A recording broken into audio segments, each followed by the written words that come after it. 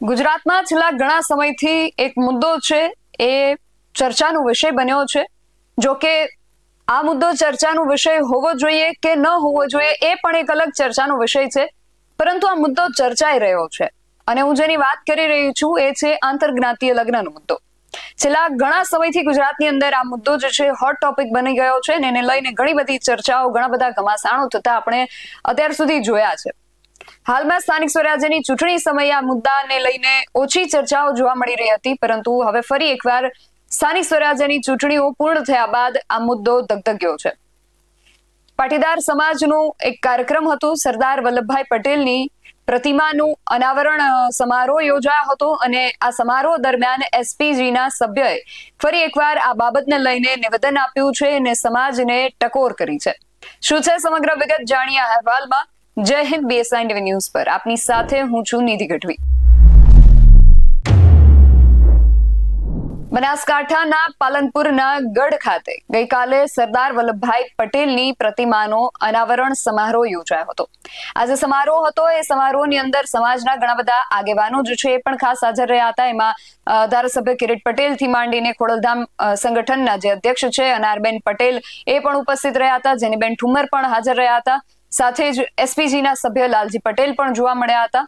આ બધા જ સમાજના આગેવાનો છે આ કાર્યક્રમમાં હાજર રહ્યા હતા અને આ કાર્યક્રમની અંદર આંતરજ્ઞાતીય લગ્નને લઈને ફરી એકવાર નિવેદન જે છે કરવામાં આવ્યું હતું. આ નિવેદન એસપીજીના સભ્ય લાલજી પટેલ દ્વારા કરવામાં આવ્યું હતું. એમણે સમાજને આ બાબતને લઈને ટકોર કરતા શું કહ્યું સૌથી પહેલા એ સાંભળીએ. કરી રહ્યા છીએ સર્વ જ્ઞાતિની દીકરીઓ માટે કરી રહ્યા છીએ કે સમાજની દીકરી સમાજમાં રહેવી જોઈએ. માનો છો?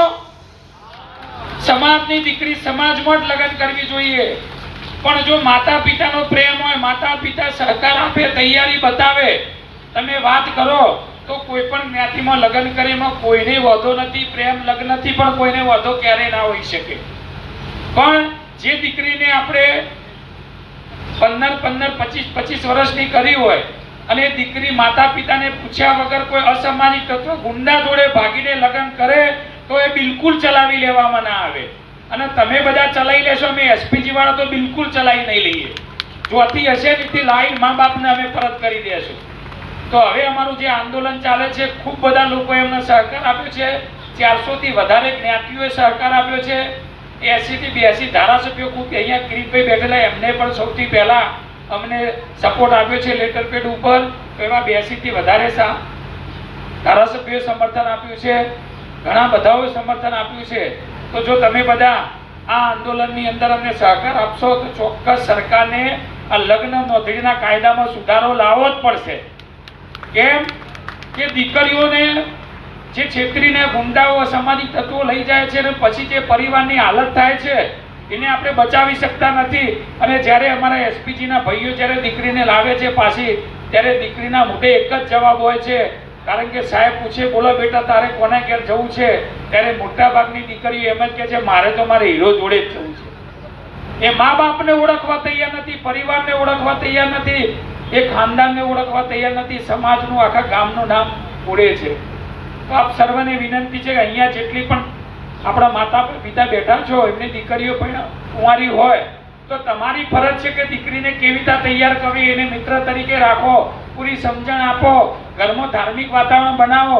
બાકી આ મોબાઈલના યુગની અંદર તમને ખબર જ નહીં પડે. જ્યારે પેલો લવ લેટર તમારે ઘેર આવશે લગ્ન નોંધણીનો, ત્યારે ખબર પડશે હે ગઢ ગામની દીકરી રાજકોટમાં કેવી રીતે જતી રહી, ખબર જ નહીં પડે. અને અત્યારે આ યુગમાં આવું જ ચાલી રહ્યું. કદાચ આ બાજુ નહીં હોય, અમારે મેવાણા બાજુ ખૂબ ચાલે આવું. કારણ કે મોબાઈલના જે સોશિયલ મીડિયામાં બધી ખૂબ પ્રવૃત્તિઓ વધી રહી છે. તો આપ સર્વને બધું નથી કહેતો, યુવાનો માટે કામ કરીએ, દીકરીઓ માટે કામ કરીએ અને સમાજની જ્યારે પણ કંઈ આકલ થાય તો તમે બધા જોડી અને સાથ સહકાર આપીએ.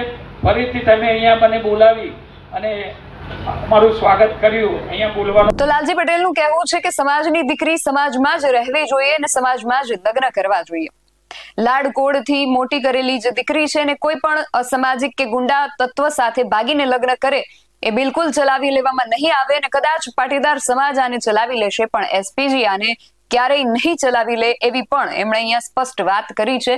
હવે ચૂંટણી પછી ફરી એકવાર આંતરજ્ઞાતીય લગ્નનો આ મુદ્દો ઉઠ્યો છે. ભાગેડુ લગ્ન પ્રથાને લઈને આજે વાત કરવામાં આવી છે અને એમણે એ પણ અહીંયા ખાતરી આપી છે કે સરકાર પણ આ બાબતને લઈને વિચારણા કરશે અને આનો જે કાયદો છે એ ચોક્કસથી લાવશે એવો વિશ્વાસ પણ એમણે વ્યક્ત કર્યો છે. હવે આગામી સમયમાં શું થાય છે એ ખાસ જોવાનું રહેશે. તમારું આ સમગ્ર વિષયને લઈને અને લાલજી પટેલના નિવેદનને લઈને ખાસ શું માનવું છે અમને કમેન્ટ કરીને ચોક્કસથી જણાવજો. આવા જ વધુ અહેવાલો સાથે મળતા રહીશું. તમે મારી યુટ્યુબ ચેનલને સબસ્ક્રાઇબ કરવાનું અને એમને ફેસબુક અને ઇન્સ્ટાગ્રામ પર ફોલો કરવાનું ભૂલશો નહીં. બાકી નવી અપડેટ્સ માટે આપ જોતા રહો BSI ટીવી ન્યૂઝ. નમસ્કાર.